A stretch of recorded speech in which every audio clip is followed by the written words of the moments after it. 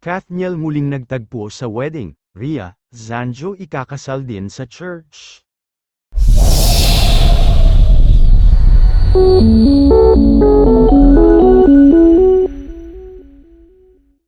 Catherine Bernardo, Jella Ataide, Daniel Padilla at Joshua Garcia. Pinatunayan ng bagong kasal na sina Zanjo Marudo at Rhea Ataide na solid pa rin ang friendship nila kina Catherine Bernardo at Daniel Padilla. Parehong uma-attend ang dating magjowa sa intimate civil wedding ni Rhea at Zanjo last Saturday, March 23, officiates by Quezon City Mayor Joy Belmonte.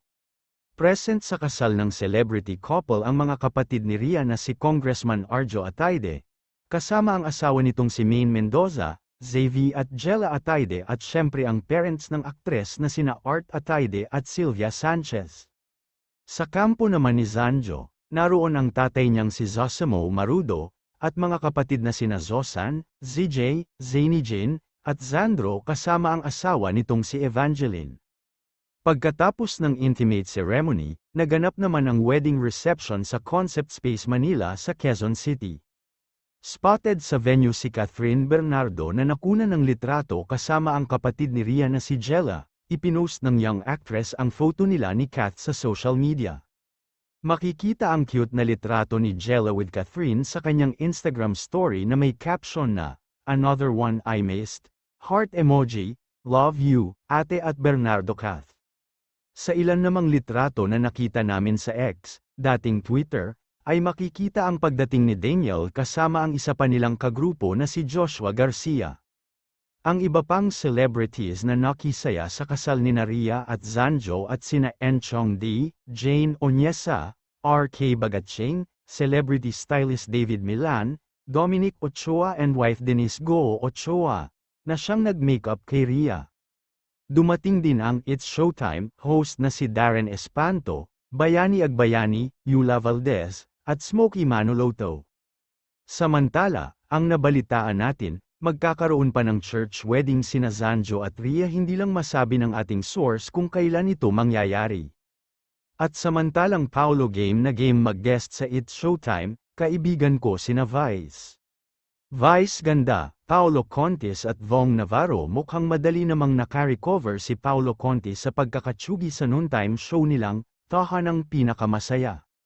Base sa isang panayam kay Paolo, parang wala nang sama ng loob o negative feeling ang actor TV host mula nang tanggalin sa ere ang ipinalit ng GMA7 sa Itbulaga, na Tahanang Pinakamasaya.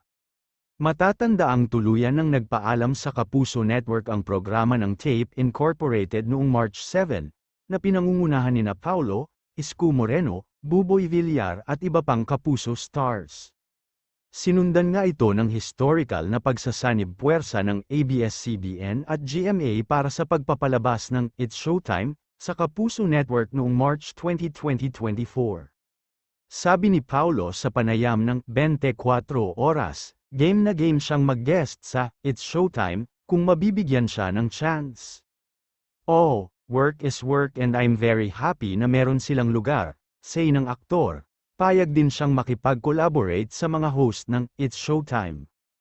"Lahat ng mga host, alam mo kaibigan ko naman sila, kaibigan ko karamihan sa kanila, si OG Alcacid, si Vice Ganda, I'm very close to Vong Navarro, so lahat naman yan very open tayo," sabi pa ni Pao. Nauna nang itinanggi ni Paulo na may samasya ng loob sa GMA7 tulad ng mga naglabasang chika. Sa press con ng Best Day Ever campaign ng Kapuso Network ay natanong siya kung ano ang kanyang birthday wish. "Wala po akong wish, nais ko lang pong magpasalamat sa suporta ng GMA7 sa akin. Again, I wanna thank GMA for always supporting me, for always supporting the show." May kumalat po na may tampo ako sa GMA. Hindi po yun totoo. Pero pagbigyan na po natin yung mga nagkakalat noon. Content po nila yun. Para po sa kanila yun. Pero, it's not true. I love GMA. And I'm very thankful to GMA. They've been supporting me during the time na kahit hindi ako kasupo suporta. So, walang dahilan para magtampo ako sa GMA, sabi ng aktor.